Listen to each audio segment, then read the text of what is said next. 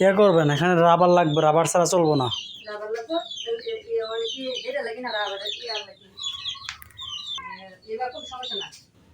এমনি কোনো সমস্যা না, আমার শরীরে জ্বর আছে।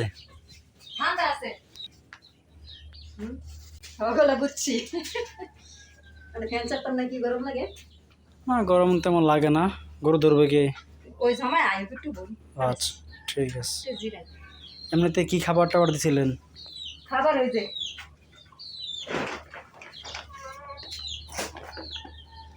পালিশ।